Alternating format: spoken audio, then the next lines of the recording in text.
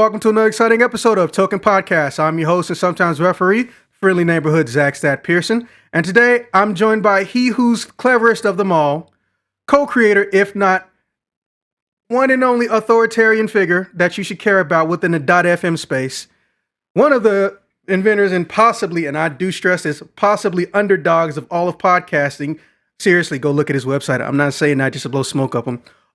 Sean Lee. Thank you so much, Zach. Happy to have you here, man. Like I've told everybody who's been listening this year, well, I'm one of those few people that actually does do his New Year's resolution. I know it's such a cliche, not a humble brag either. Apparently almost no one does, but I meant it when I told my audience I was going to try to get more invested in interviewers because, well, given my background, it's actually a lot easier for me to get interviews, but I never truly utilized it. And also we had that stigma of being only 4 games when we never were, so rebrandings can actually do a lot to change things like that. That being said, why don't you tell us a little bit about yourself and Clever.fm before we get into the questions? Yeah, of course. Yeah, Clever is a podcast app that we built that makes podcasting more interactive. We tell people that you listen to podcasts today on a smartphone on a dumb app, right? There's really nothing you can do other than hit play.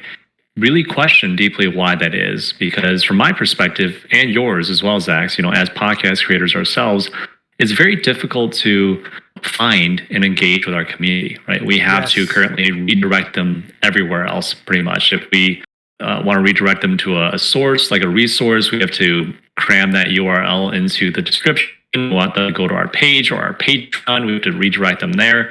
It's like you're listening on a smartphone. Why can't you just do it all in one app, right? Most importantly, it's about building community. That's the one thing that really gets to me is that not only is my audience invisible to me, but it's really difficult to build a community because I have to then go learn how to build or start like a Reddit page or build a website, a blog to then host my community there, right?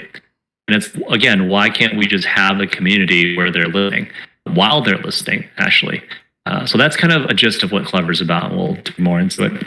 Fantastic. Yeah, I definitely appreciate you coming on. I wasn't sure how fast I was going to be able to get it to you because, well, it was basically a tie between you and apparently becoming one of the most legendary horror authors out there, S.A. Bradley, who I picked up right before you. So that was a good get. And just so we're clear, shout outs to his podcast too. I'm definitely going to try to get him on your network because I get the feeling he will fall in love immediately. Yeah, absolutely. All right. Well, with that being said, let's get into it. First and foremost, what inspired you to create / come up with the concept of Clever, or at least a more detailed answer? It all started when I started podcasting about 5 years ago. And I ended up creating a podcast production company. It's crazy. The past year and a half, we have 25 team members now producing podcasts for mostly higher education, for business clients as well, or any organization. And, our clients kept asking us for more data.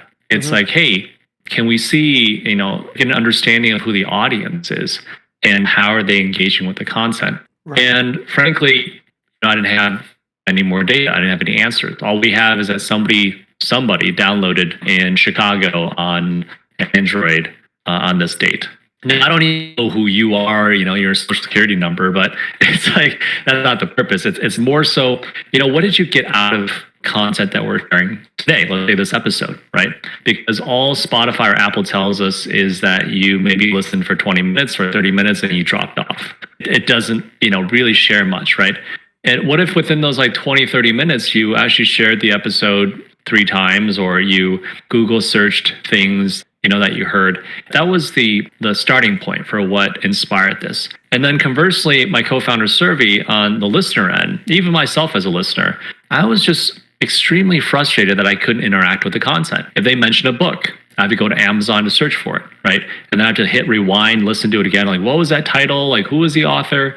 If I heard something interesting, let's say like an article that they mentioned or personality, I have to go Google it and try to find it. If they mention another podcast, right, like that horror podcast, I have to go search for it. I might spell it wrong or it might be spelled weird. And I won't be able to find it. And again, it's just really frustrating because it makes you wonder, like everything else you can click through on your phone, why can't we just click on it? Right?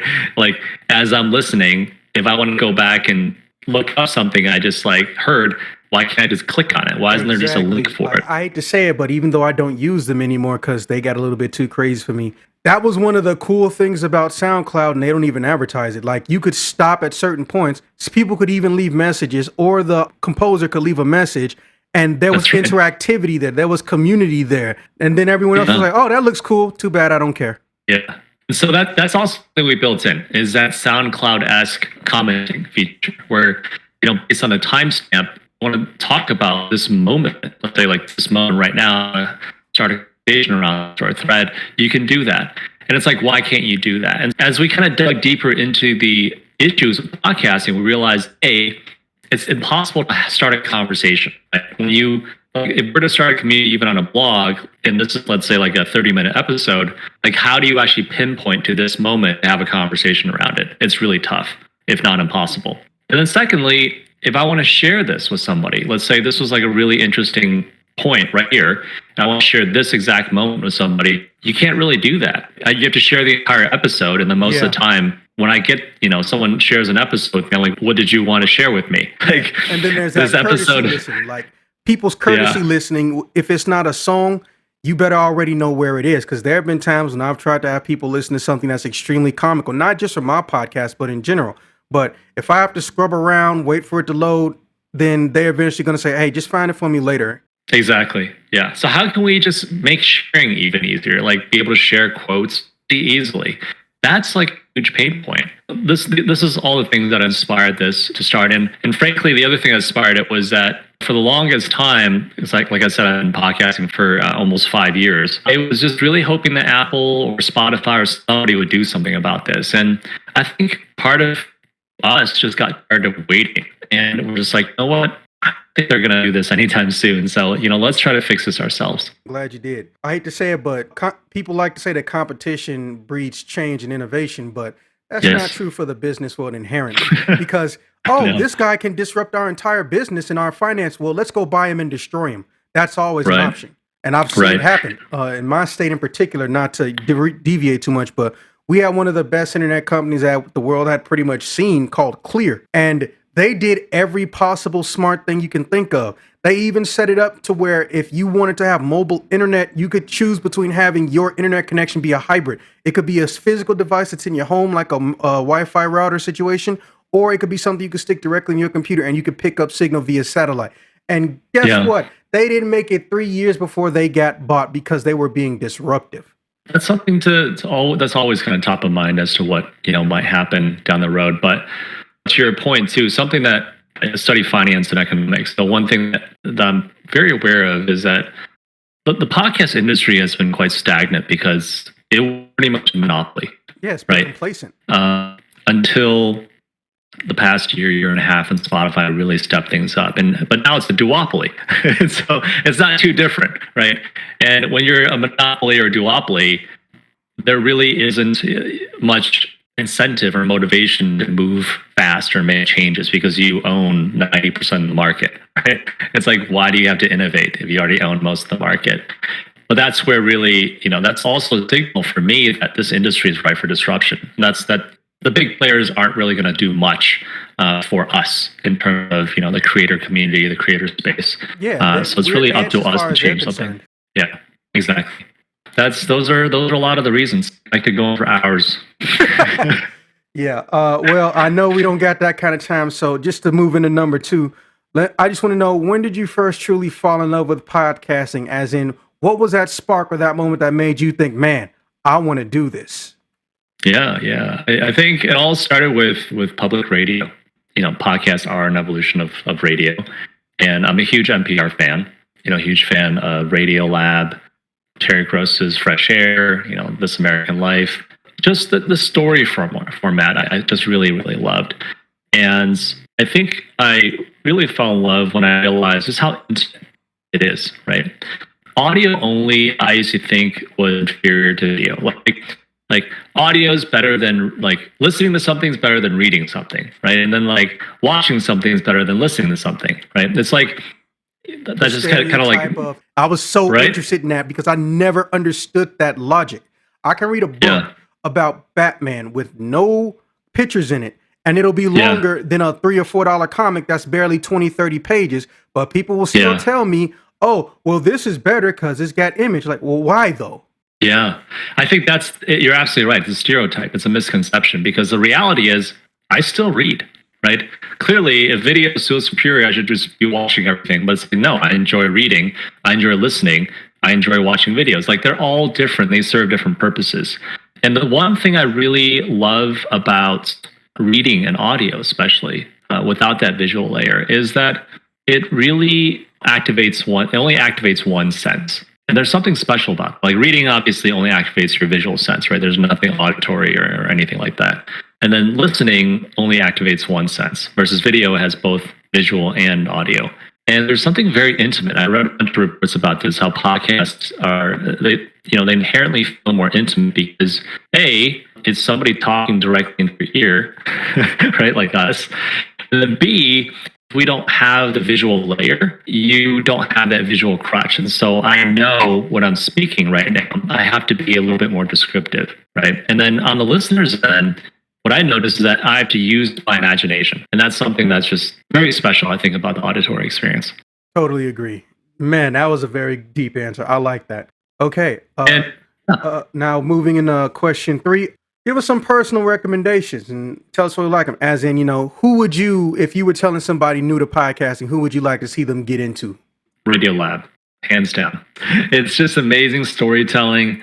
It's just like they cover really interesting topics around science, around like society and culture. That's definitely top of mind for me. Aside from that, then you have some of like authors that I like that I'll listen to here and there, from like revisionist history, from Malcolm Gladwell to, like I said, like This American Life or Terry Gross. I mean, This American Life, Terry Gross, Fresh Air, they're more like NPR radio shows, but I mean, to me, a podcast, radio, it's really one and the same. Anything that's on demand, basically.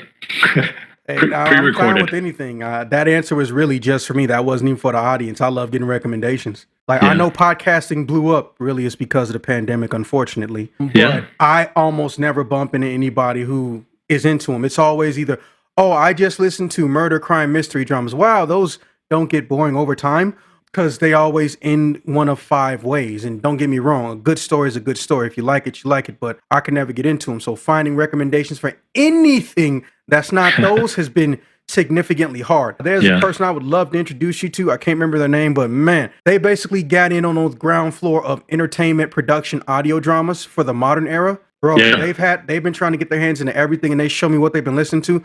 Did you know Marvel, Sirius XM, and Stitcher teamed up to make literal audio dramas of some of their biggest books? Yes. Yeah, like Wolverine. That's like pretty popular. I was literally about to mention that. Oh my God. Okay, well, let me stop because we'll be here all day. All right, going into the next one. In your personal opinion, and this is derivative of what your co-owner may think, just you yourself, where do you want Clever to be in about 10 years as a company? I mean, I think my co-founder definitely shares the same vision with me in that we want Clever to be, I have to say just you, the ultimate, the definitive podcast listening experience, right? When you think of video, being a video creator, publishing videos, what do you think of? I think of YouTube, yeah. Right? It's like, you don't go anywhere else. You don't go to whatever, .com, right? You go to YouTube.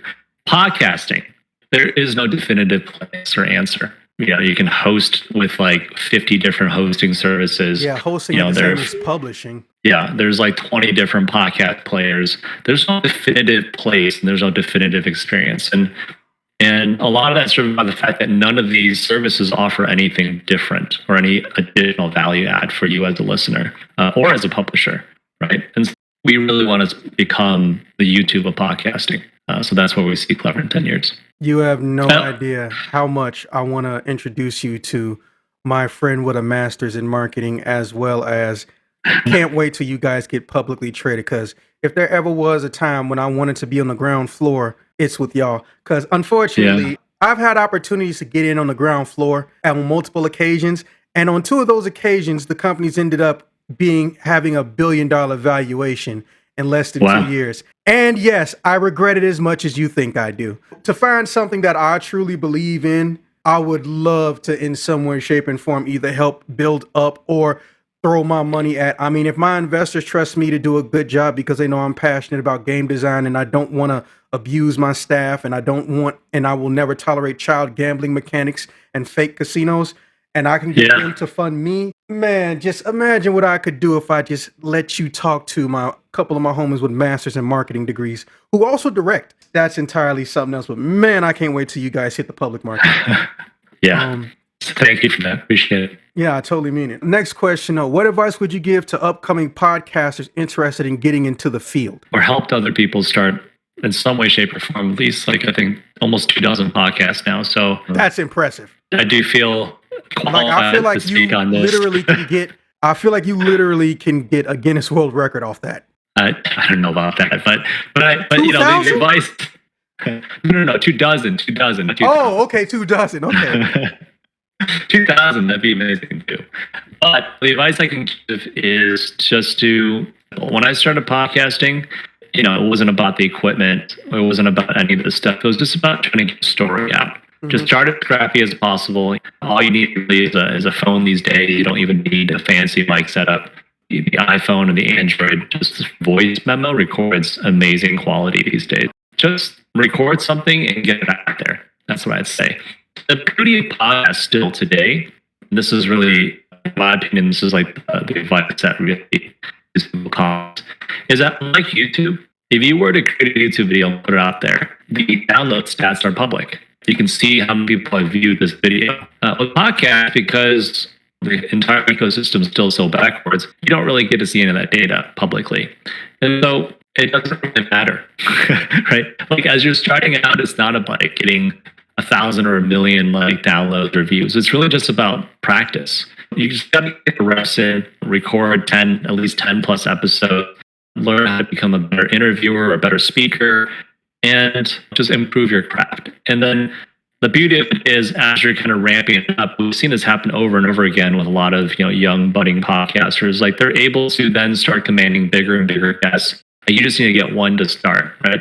And then once you get that one, they can leverage that one to go get some other notable podcast guests. Don't I know it? It's like, it's not only a great way to help build your own brand, personally, like your personal brand, but it's a great way to network with other people. Just a main platform to network with people. And that's the one big takeaway that I give people for podcasting. I mean, I remember reading Napoleon Hill's like When Brands and Influence People back in the day, and Napoleon Hill, Dale Carnegie, and then Napoleon Hill, right? So these people, they got famous just interviewing famous people.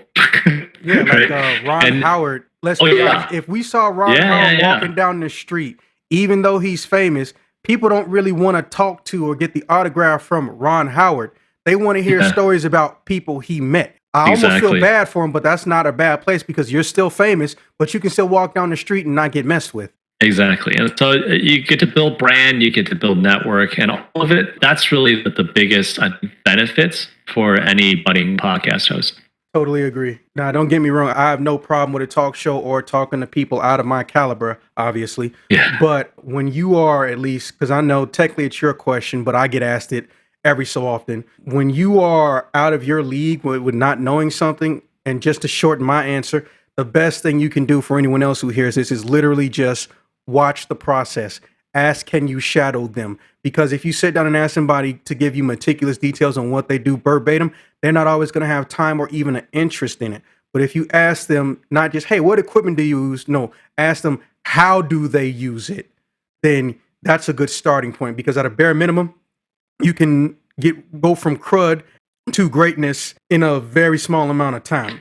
And that's not me speaking from personal experience. Unfortunately, I was trial and error. See, I knew a lot of audio people, but not a lot of video people back when I was like a video editor for any company that would pay me. I was lucky enough to just know people. And even though I didn't have the equipment, I understood the process. That's why I can maintain having my stuff done weekly, even though some of the people I do my podcast with aren't even in the same country as me. That's why I can maintain these relationships with people from the military I haven't seen literally in almost 10 years, and they can come to my podcast on and off or back and forth when they're on and off or deploy, because I understand one of the very, very simple things: time management for your guest, not you, for your guest.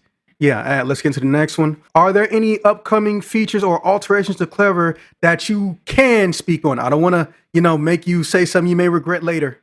Oh, not at all. Definitely sharing, like making sharing easy. That's like the biggest push right now is, I haven't seen anybody in the industry do sharing well. And what I've seen is, like, let's say, like Headliner, right? Mhm. As host to go create a clip, create an audiogram, share it to social media. But I feel like it's so limited. Why is the onus on us as the podcast creators to do the sharing? Our listeners, our fans should help out. Like if they're fans of our show, like why aren't they helping us share? Well, like I said earlier, it's really hard to share a podcast. You either share an entire episode or you don't, right?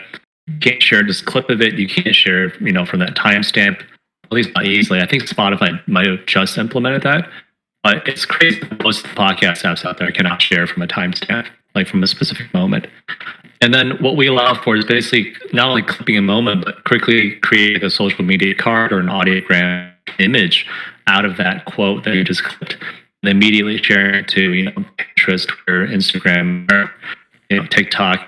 That's really what we're pushing on right now. That is very smart. I know it sounds like I'm blowing smoke, but y'all have done things and are doing things that me and my other podcasters have mentioned people could easily do for years. It also doesn't help that I have friends that are programmers. They know this takes minimal effort, but they just like, I don't feel like it.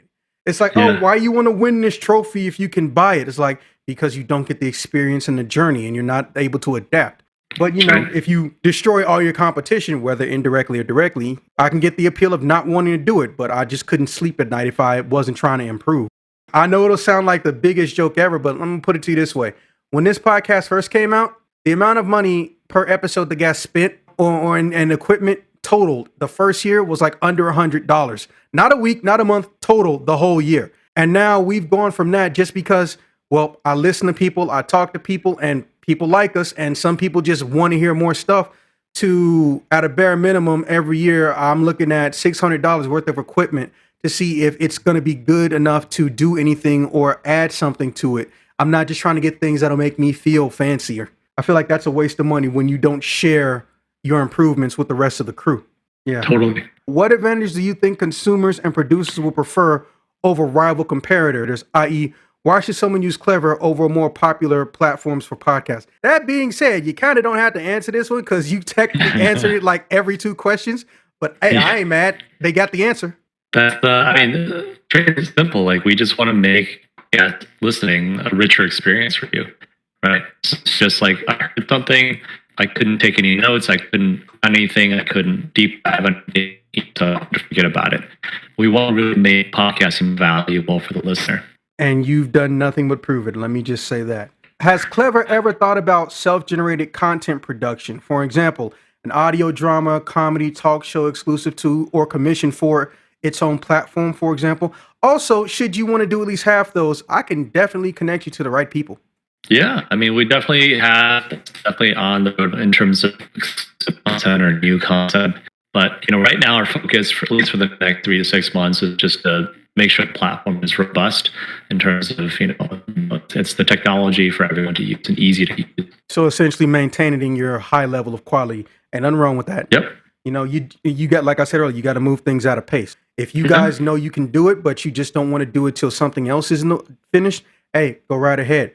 But man, when you do, I only got to make 3 phone calls. And I'm not even speaking hyperbolically. There's a company called The One or The Optimist. They're very, very famous and legendary, rich as hell entertainment production studio. You can film commercials, you can do voice acting, and you can also do talk compositing all in one location.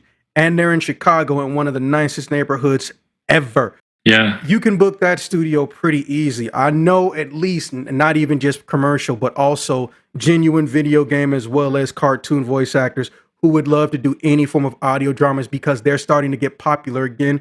And on top of that, again, I know a director who also just happens to has a master's in marketing. Man, I would love to do business with y'all on something. All right. And the final thing, you already did, but since I didn't know it at the time, you make your own podcast. What is it about? It's so I have a couple podcasts. I have a podcast where I interview alumni of Berkeley Haas, the business school at University of Oh California, wow, Berkeley. that's huge. That's where I started podcasting as a student because they didn't have a podcast. So I thought, this is great that Berkeley doesn't have a podcast, so I'm just going to start one as a student. And so I was just interviewing students on campus, and I was about to graduate. The alumni office reached out and asked me to do an alumni podcast. I thought, yeah, sure. Right? They're asking me to interview CEOs and see what it is. I thought this is a great way to network and help It is. broaden the community. And so I also host that podcast. It's called One Haas, Onehaas, one word. It's an amazing show. It's a show I actually take a lot of pride in. And part of it is that we get to really highlight diversity. That was one of the biggest reasons and missions for why I started the podcast is that business school historically is not very diverse, right? It's predominantly Yeah, I mean, that's male, most business Caucasian. schools in North America, Yeah. unfortunately. Yeah. And just so we're clear, Um, because the internet's the internet, we're not saying that anybody who goes to these schools should be removed or that there's something wrong with them going to the school. It's just that we would like to see more types of people go to the school. That's right. Because, That's the right. internet's the internet. You got to always cross your T's. Yeah, more representation. That's really what it is. And the great thing about I think Berkeley is that they make room. They build bigger buildings. They can make more room for more people. Right? We don't need to exclude people by any chances. But that's the one thing is I've wanted to do with the podcast was show that the diversity of people at Berkeley in the business school, especially. Historically, BIPOC are underrepresented in business school, and it's really just I have a lot of friends, that just share that it's hard when you don't see people like you, right? Being Asian myself, it's especially California is a little bit easier for me because there are a lot of other Asians. It's predominantly Asian and Caucasian and South Asian and Indian. We have to really, as allies, think about how can we help, right? How can we really show that diversity and representation and support people to come to this school to say, hey, there are a lot of people that look like you with your background. You should check it out at least. And think about it. That was one of the biggest reasons why I do it to this day. Is I just think it's an amazing platform to share the diversity, of what's possible. That's one podcast. And then another podcast that I have is personal podcast. I started about 6 months ago now with a buddy of mine called Startup Struggles. It's the whole idea was just to kind of document the journey of me launching this company, kind of like the original Gimlet Media, Alex Bloomberg startup podcast, but a little bit more raw and kind of on a continual basis of, hey, like, what are the struggles this last week? Whether it's like hiring decisions or building up a team or trying to figure out what direction to go with the product. That's what that podcast is.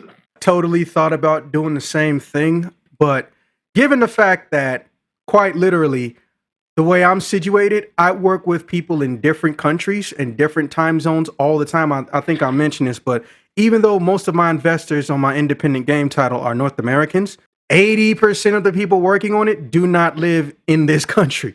Don't get me wrong. I love, and I'm not saying this because, it's the popular thing right now, which I feel like when something is considered stigmatized just because it's popular, that's already a problem. But I love actually seeing different ethnicities, cultures, nationalities showing how they're creative, not just existing in a space, but interacting and intermingling with each other. And I've always enjoyed that because, I don't have any pictures of me up here, but now I guess I'll find a picture later. But I'm actually a Creole. And most people in North America, if you're now from East Texas or you're from Chicago, don't even know that I exist and that I've been here since before the nation was even truly established. Yeah. When they hear about me and they start Googling and asking questions, I enjoy that. When I see people be completely blown away about how drastically different me and my first cousins can look from one each other, I enjoy that. It's usually never even a negative stigmatization. Of course, there's always going to be that one stereotype fuckboy, but that's just a part of life. You have to learn to deal with them, and you have to deal with them however you best see fit. Because unfortunately, there's no right answer. Some people will be educated, and some people refuse to be educated. But I enjoy it. So when this was happening while I was talking to you, Carlitos from Spain handles a lot of my weapon production. Because when it comes to science fiction, it's almost hard to find anybody who's in the 3D space, because a lot of the 3D science fiction weapon creators, if that's even a job title, they already got picked up by a company, or you gotta wait in line for a 2D person and then send it to a 3D person. But Carlitos is my one-stop shop. But here's the thing. He basically technically answers to his supervisor who's over in India. They always can bounce some cool ideas. And the best part is, since we're all from a different background, they can have and come up with exotic ideas you would never even think to put together. And that's why I like seeing that, because the idea of competitive gameplay or just competitive in life, I don't hate it. I get that some people find ambition and a true reason to wake up in the morning from having something challenge them. But I almost like the addiction that comes with cooperation better. Like, why fight you to get a high score when we can get the high score together? That's right. Yeah. There's nothing like that. I blame 8-player Smash. They should have never made 8-player Smash. That was like the one game everybody in the military barracks could play, because we was the only game that could take 8 people and you didn't need to be online. But not to get too off topic, but yeah, I genuinely see what you're going for. And let me just say before we get out of here, I honestly do like what you and you guys are doing. If there's ever anything in particular you want to give me a direct link to promote in the video, as well as, well, I don't know what I can do with the Spotify situation, but if there's anything you want me to add into the like video descriptions or stuff you want people to be interested in looking at, just say the word. I'm already gonna get startup struggles in there, and Radiolab just sounds like something I'm gonna personally dig into, because that sounds right up my alley. And I honestly wish nothing but success for your business. I know that usually when someone makes a good disruptive product, the biggest way to destroy it is with money. But if you find the right people, or you just have some proper wording, and anybody who wants to say maybe buy you out, if you even allow them to do that, hopefully equality can be maintained. Because the only thing that could truly go wrong with Clever is if someone decides, you scare me, I want to destroy you. Because there should be nothing but growth in your future. And again, I can't stress this enough. Whenever you guys look into original content, please have somebody come find me. There are so many people who I know that they can just audition for you with some pre-made content. You ain't even got to give them money up front. You can make it like a Netflix thing. Hey, submit this. If we like it, we'll consider working with you, all types of stuff. Because I can tell you right now, there are so many people who I can actually interview and talk to, but unfortunately, unlike you, they're in their industry of choice and they can't speak in the open, but they want to try to shine a light, or for lack of a better term, whistleblow on things that should not be happening. And I honestly wish I could have them on and have them be as open and free as you. But also on the flip side too, I know 5 or 6 comedians in the area because I used to do it. And I also know a bunch of voice actors. And even if I didn't, as soon as I say, hey, audio drama, who wants to do an audio drama? They're going to literally break down my door, because for a lot of voice actors, what made them want to voice act isn't, oh, I like this cartoon a lot. It was audio dramas. Yeah. Okay, well, before we get out of here, is there one final statement you would like to give to any of the listeners? I'll just say, keep going what you're doing. Just thank you so much for having me on. This is a pleasure. Yeah, I appreciate it. And, if you ever have any other people in your network or anyone who you know might be interested in interviews, like I tell everybody, feel free to let me know, because anything's possible. I sat on my YouTube account for a decade, and then I went from like 20 subscribers to getting close to 600. No, that's not a lot. A lot of my friends that started earlier, they got millions or hundreds of thousands. But hey, I got there in less than 15 months. Okay. Yeah. Let me have my victory, damn it. I know I'm a baby, but I'm a baby that's learned to crawl. And with that being said, I appreciate you coming through. Hopefully there will be some situations I can have you on in the future, but I got to get my life straight a little bit. No, I'm not in trouble, but as I told you, I'm choosing between Space Force and the Navy, on top of independent game development, and occasionally I have to schedule investor meetings or possible future investor meetings every so often. But I definitely want to see you on an episode of Life Stories. You don't have to contribute any content, but half of the people that show up, they're just there to listen, and they provide comical feedback, which I honestly appreciate, because it makes it more easier for me to talk about. Sounds good. All right. With that being said, I will see you when I see you. Thank you for coming. And again, look out for Radiolab, Revisionist History, One Has, and Startup Struggles. And I will make sure I try to get links into the YouTube video and YouTube link from the Spotify in case someone needs to see it. Thank you again, and I will see you guys when I see you guys.